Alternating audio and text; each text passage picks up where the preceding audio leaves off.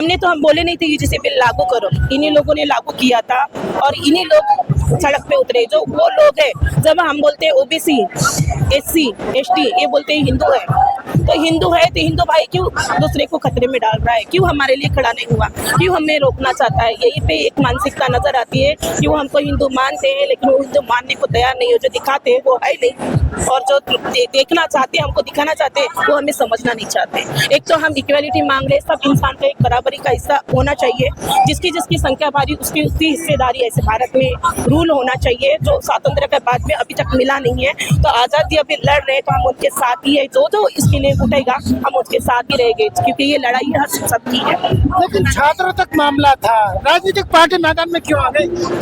राजनीति पार्टी नहीं है, जब तक ये लेवल है राजनीति का, आप कितना भी रोड पे चिल्लाओगे, लेकिन एक लेवल आता है राजनीति का है। जब तक वहाँ का इंसान अगर बोलेगा नहीं, वहाँ पे हम लोकसभा में इनको क्यों दे जाते हैं कि हमारी आवाज, हमारे समाज की आवाज उठा सके, इसलिए जाते हैं ना। तो फिर अगर ये खड़े होते हैं तो उनके पीछे में हमें खड़ा करना बहुत जरूरी है, क्योंकि उनकी ताकत ये मैन पावर से ही बढ़ती है। तो जितनी यहाँ पे संख्या रहेगी उतनी उनकी ताकत वहाँ पे, तब तक उनमें वो अवेयरनेस, जैसे एजुकेशन में अवेयरनेस नहीं आया था, कास्ट में अवेयरनेस है। अभी आप बोलो तो बौद्ध कास्ट होती है, महाराष्ट्र में अम्बेडकरवादी है, उसमें भी अवेयरनेस है, अभी भी वो हिंदू दिख रहा है। तो कहीं ना कहीं वो मैसेज वहाँ तक पहुँचा नहीं जा रहा है। जब तक वो यहाँ से लिंक नहीं जाती तब तक उनमें वो अवेयरनेस नहीं आएगा, वो अपने लिए आवाज नहीं उठा पाएगा। वैसे ये इसके लिए भी है, जैसे उन लोगों को पता चलेगा, उनके तक मैसेज जाएगा, पार्टियां जाएगी, बड़ी पार्टियां बनेगी, कार्यकर्ता बढ़ेंगे, उन लोगों तक जाएंगे, तब जाके उनमें अवेयरनेस आएगा और वो खुद हमारे नेता लोग बनने लगेंगे, वहां तक पहुंचने लगेंगे। अभी देखा गया है कि पिछड़ी जाति के अंदर में बहुत सारी जो है घटनाएं ऐसी सामने निकल कर के आई है, लेकिन न्याय किसी को नहीं मिला। इस न्याय के ऊपर में आप क्या सोचते हो, आखिर में किस तरीके की मंशा है, चाहे वो सुप्रीम कोर्ट हो, चाहे वो हमारी भारत की सरकार? अभी क्या बोले, सब तो वही लोग हैं, हमारे बच्चे जाति का है, तो कहीं ना कहीं अभी ये यूजीसी बिल रहा है, स्वर्ण का ये कहना है कि वहाँ पे एससी ओबीसी का एक एक कैंडिडेट तो भी रहेगा, लेकिन जब अगर भारत की बात की जाए तो सुप्रीम कोर्ट में हमारा ये नहीं रहता। हमारे गवई साहब जब सुप्रीम कोर्ट के ये बने थे तब उस पर जूता मारा गया, तब हमारे मन में डर नहीं बैठता क्या? अगर इतने सालों से ये राज कर रहे तो कहीं ना कहीं हमारी इसमें भी डर बैठता है, लेकिन हम लड़ ही रहे, लेकिन उनके ऊपर होने का चाहे फिर भी उनके लिए डर बैठ गया। तो कहीं ना कहीं ये बात हो सकती है।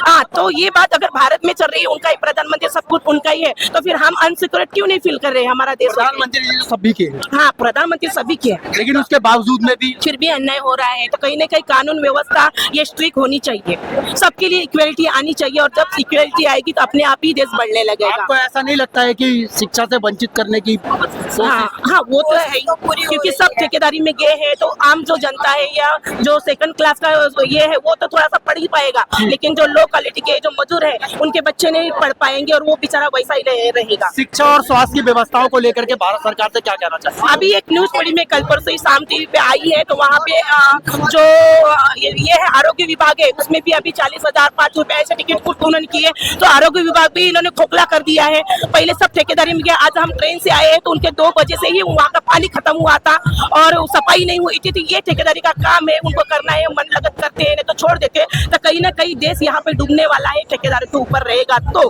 अगर सरकारी व्यवस्था रहेगी तो वो उनका टाइम रहता है 5 to 5, वो 10 से 5 वो काम करते, पूरा ईमानदारी से करते, क्योंकि उनको पता रहता है कि मैं सस्पेंड हो जाऊंगा, मुझे ये काम करना है। तो वो देश व्यवस्था आगे बढ़ सकती है और वो अच्छे से कर सकती है, और ठेकेदारी गई तो उसमें वो। अरे भैया, हम कब बढ़ रहे हैं? हम तो एक SC ST OBC सब एक है, हम कब बढ़ रहे हैं? बढ़ने का काम तो आप लोग कर रहे हो ना।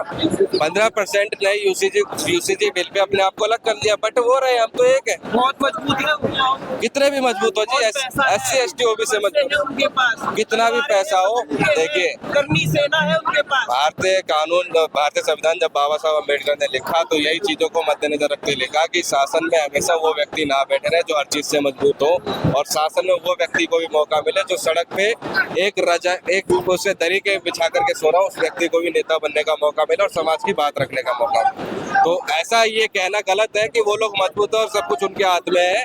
मैं कहता हूँ एड़ी चोटी का जोड़ लगा लो, रोकने में आप एड़ी चोटी का जोड़